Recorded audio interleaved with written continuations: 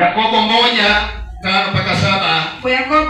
Bila imani hakuna kitu utapata. Ukikosa kukiri dhambi yako, First Peter 3:7 itakuzuia maombi yako. Mathayo 6:14-15. Dhambi zile ambazo haujakiri bado zinasungumuza juu yako. Unconfessed sin bado ziko zinasungumuza juu yako. It's better to confess your sin.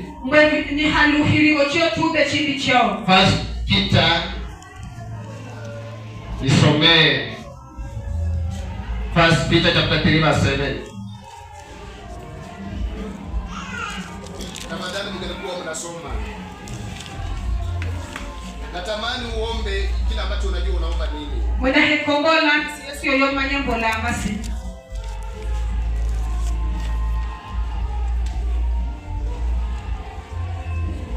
Nasema Petero kwanza mstari wa 3 kuanzia 7. Soma. Kadhalika nyinyi waume kaeni na wake zenu kwa akili na kumpa mke heshima kama chombo kisicho na nguvu na kama warithi pamoja na neema ya uzima, kusudi kuomba kwenu kusizuiliwe. Bwana asifiwe. Amen. Ikiwa hautakuwa na uhuru na mke wako au na mume wako, maombi yako inafungwa. Wachawi wengi wale ambao wanaroga maboma ni wake na waume.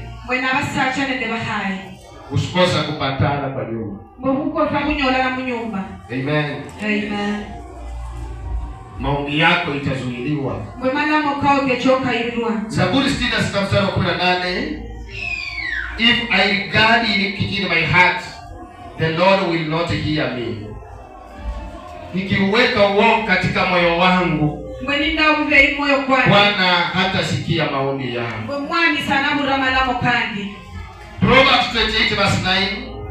He that turns away his ear from hearing the law, even his prayer shall be abomination. Yule anayegeuzaje sikio lake asisikie sheria, hata maombi yake ni chukizo.